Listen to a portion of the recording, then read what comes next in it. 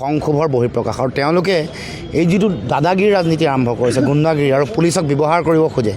তেওঁলোকৰ নিজৰ মানুহ বুলি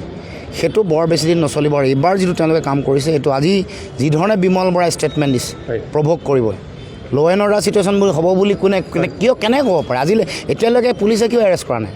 এৰেষ্ট কৰিব লাগিব নকৰিলে নহ'ব এইটো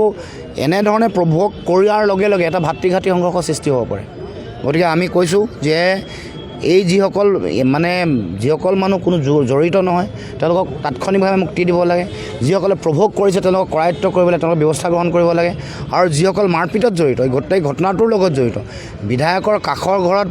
পৰিত্যক্ত ঘৰ এটাত কি ইলিগেল এক্টিভিটি চলিছিলে বাহিৰৰ মানুহ কেনেকৈ ইয়াত আহি থাকিবলৈ পালে বহু ছোৱালী কেনেকৈ তাত কি কামত জড়িত হৈছিলে এইবোৰ জনাব লাগিব অসমৰ ৰাইজে আৰু এই কাম কেৱল মাত্ৰ খোৱাং সমষ্টিতে হৈছে নহয় সমগ্ৰ অসমত এই কামটো চলি আছে এই কথা খোৱাঙত ধৰা পৰিছে সমগ্ৰ অসমতে এনেকুৱা কাম চলি আছে নেকি এইবোৰ কথাও অসমৰ ৰাইজে জানিব খুজিছে আৰু আমি কোনো কাৰণতে এইবোৰ কথা কেতিয়াও এৰি নিদিওঁ আৰু স্পষ্ট কথা যে এই ধৰণৰ গুণ্ডাগিৰি বন্ধ হ'ব লাগিব এদিন আগত দুলাল গগৈ বুলি কোৱা বিজেপিৰে মানুহ এজনক বিধায়কৰ ভায়েকে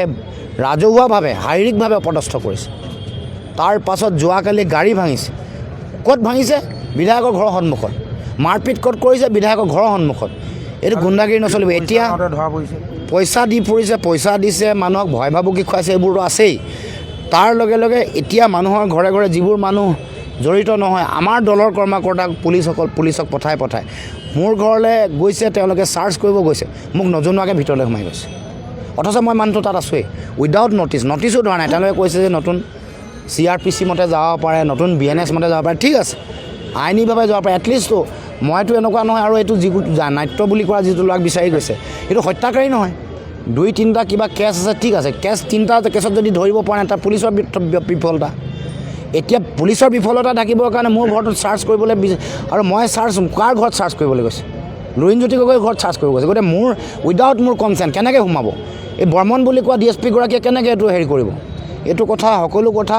মই ৰাজহুৱাকৈ কৈছোঁ আৰু ক'ব খুজিছোঁ এই বায়াছনেছ যিটো কৰি বিজেপিৰ পুতলাৰ দৰে আগৰ চৰকাৰখনৰ পুতলাৰ দৰে কাম কাজ কৰিব পুলিচ প্ৰশাসনে নোৱাৰিব শাসনত সদায় বিজেপি নাথাকে এদিন সলনি হ'ব আজি যিখন তেওঁলোকে সকলো কথা পুলিচ প্ৰশাসন আছে তেওঁলোকে ভাবে যে পুলিচ প্ৰশাসন তেওঁলোকৰ মতে চলিব লাগিব আৰু যেতিয়া অলপ কোনোবাই নিউট্ৰেলিটি মেইনটেইন কৰি কাম কৰে তেতিয়া তেওঁলোকে এনেকুৱা ধৰণৰ এইবোৰ কৰি ভাবুকি খুৱাইছে আৰু পুলিচক তেওঁলোকে ব্যৱহাৰ কৰিবলৈ চেষ্টা কৰিছে পুলিচ আৰু প্ৰশাসন এইটো হ'বলৈ দিয়া নহয় আজি যিমানবোৰ ঘটনা ঘটিছে সকলো কথাত বিজেপিৰ গুণ্ডাগিৰি উন্মুক্তভাৱে ওলাই পৰিছে কিন্তু এটা কথা মনত ৰাখিব যে এই যিমান গুণ্ডাগিৰি যিয়ে নকওক লাগে ভয় ভাবুকি নোখক লাগিলে জনতাই